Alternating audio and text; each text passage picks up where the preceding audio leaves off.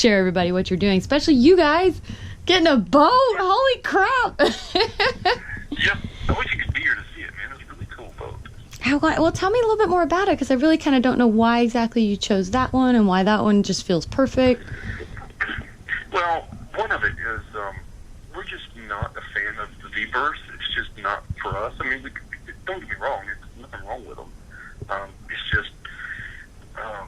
like the V shape. You want like a Pullman? Yeah, it just feels confined to me. Uh-huh. You know? Yeah. And I'm a big guy, and anyway. So this one's got a Pullman berth. Very so cool. It's actually got full-size bed. It's a regular shaped bed.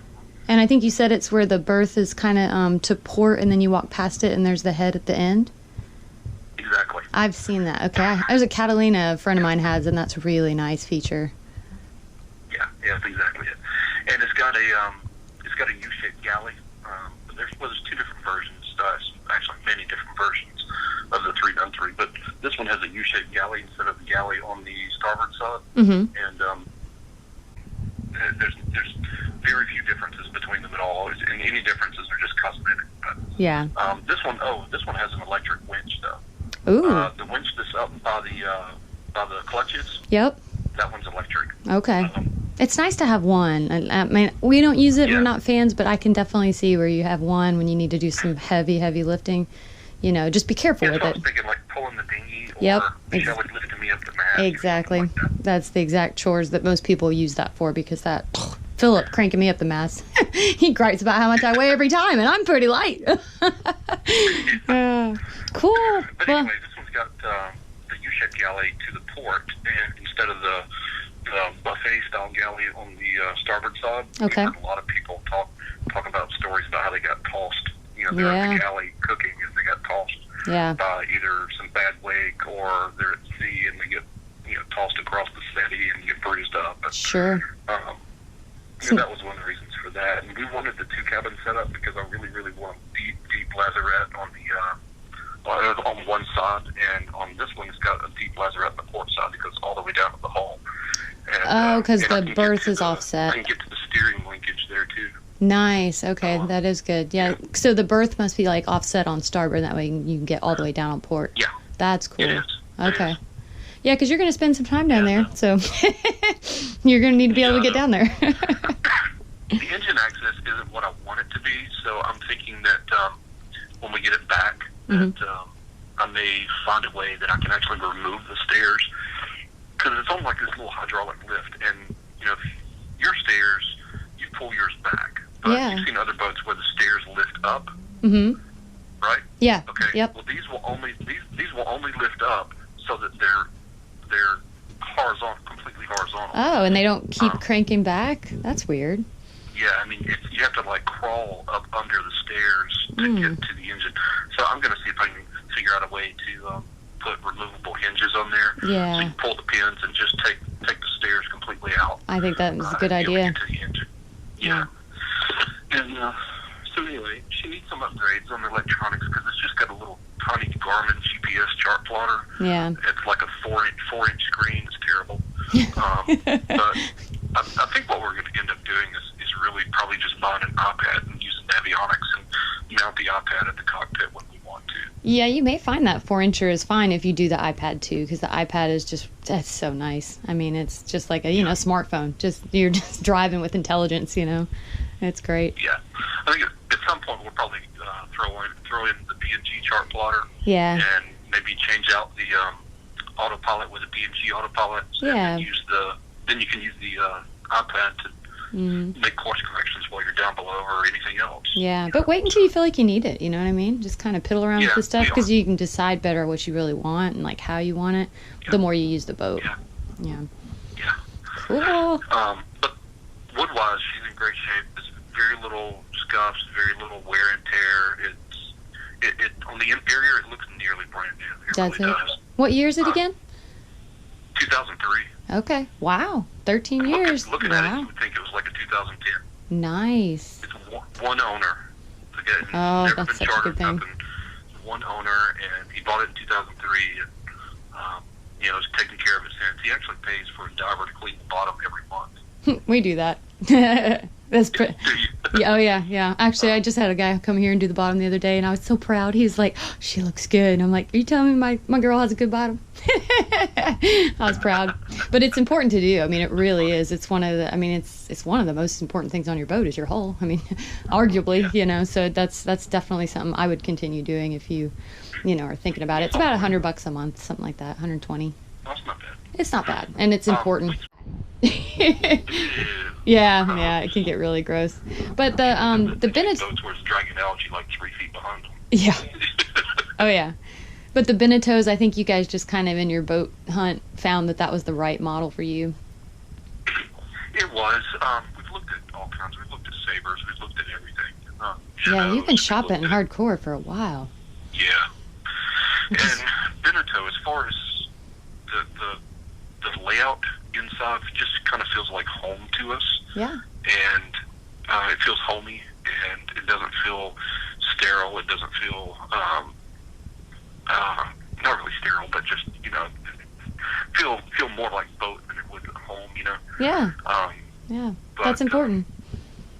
Yeah, but they perform really well in the water too, and it's got a good hull thickness to it that I don't have to worry about. Mm-hmm. Bumping into a log and oh my god, I put a hole in my boat. You're right. Right. It's all around good boat.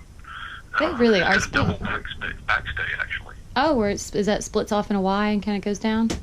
No, it's a completely double backstay. From the mast? Wow. There's a port backstay and a starboard backstay. Huh. Now that is a new one on me. Okay. Yeah. Usually I've seen them. It's a Y connection in the back, just right. Like y'all's and others. Matter of fact, the one that John and Kathy have, that's a Y backstay, isn't it? Because this one's a double backstay. Yeah, I can't remember on theirs. Splendid Adventure. I can't remember. I can't remember the name of theirs either. Yeah. But that's a good. Well, how about the rigging? Is it 2003 rigging? Yes, it is 2003 rigging. Looks pretty good though. Yeah, but it looks really good. I mean, we check the turnbuckles, we check the swages where the wire comes in. Mm-hmm. There's really no corrosion, no sign of anything, no loose strands that have come out, anything like that. It looks really good. Good. And it's a deck step mast, so it's got a compression post down below, but you can see where that compression post sits on the hull. Yeah. Even while you're in the cabin, you don't have to move anything. I mean, you can literally see it right there. So sure. If there's any, there's no stress cracking in the fiberglass right there or anything. That's great. So, has it been just kind of piddling around in Tampa Bay its whole life? Yeah, I don't think they've done any long runs in it that we know of. Mainly they use it for just a weekend or maybe go out for a week or so just in the St. Pete area. They may have taken it down to the Keys or something, but we don't know of any runs that they've been on, any passages. So. Yeah. Well, that's good. I mean, that means it's well taken care of. And for you guys, I think is what you're going to start to do. It sounds perfect. I mean, it just sounds like the right boat to start just weekend cruising, traveling along the coast. Yep. And it may be the perfect boat for everything, Caribbean and everything you want to do. But I'm so glad you just finally got one. Yay. I know. It might not be the forever boat. That's okay. So. And I have to let you know I am recording this. Just for voice overlay, it's going to be really cool. Because I hadn't yet heard why you'd picked this one. Let me send you, though, when I get off the phone before I forget, because I just did for this other guy the other day who's looking at a Niagara. Funny. And he's like, do you have anything, I should look for or look at? And so I kind of just rattled out all of this crap because he was about to have a survey. Just in case, mentally, you can kind of make sure your surveyor does all these things, Just, I don't know, it might give you a little peace of mind. But it's kind of like checking all the deck for softness and the rigging and the chain plates and anything. But I'll send that to you just because it was a little helpful for him. So, and there was something else in a Dropbox link. Rick Shelly? I'm sorry? Have you ever heard of the name Rick Shelly? Is that No, I'm thinking Rick Moore on Sophisticated Lady. Who's Rick Shelly? He's the surveyor doing the survey. He's, our loan broker recommended him, and also the broker, our buyer's broker, recommended him. Cool. And which is weird because those two don't know each other. And both of them, I said, who's the best surveyor you know of in St. Pete? They both said his name first. Oh, That's good though. That gives you So, peace of mind. Yeah, and the finance lady told us that he's tough. He's a mean old coot, but he's tough. That's what you want, man. Like that's when we did Yeah, ours. it is. We wanted somebody to find if there's something wrong, find it. That's why we're doing this, and that's what you want. So that's good that 2 different people told you that. That's a great sign. Yeah. Very cool. All right. Well, I'm excited. Maybe we'll chat after tomorrow if you're like way too excited. Woohooing on your way back. Because you're going out on the boat, right? You're doing a sea trial or just survey? Yeah, we're going on a sea trial, and we're going to be there for the entire inspection. Oh my And God. we got a rigger to go up the mast also. Oh, smart. Very smart. See, I wish we would have done that. Yeah, I wanted somebody to go up and check the connections at the top. Exactly. Very, very smart. And they can look at like the VHF and stuff too, just kind of eyeball it because you can't see it from the ground. Yeah.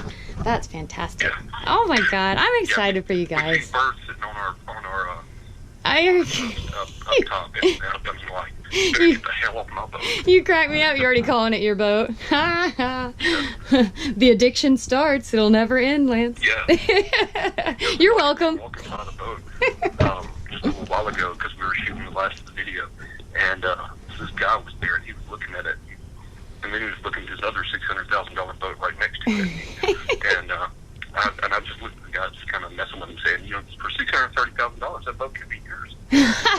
This could be you if you want to be broke too. This is so cool. I'm more interested in the one beside it. I found out it's for sale for $99, and it's not for sale anymore. You're like, that's my boat. That's my boat. That's a good price Really, too. yeah, that's ours. You can't have it. I love it. Love it. That's great. Yeah. Cool. Well, Okay. have a good night. Bye, guys. All right. Bye. Bye. Yay, let's get a boat!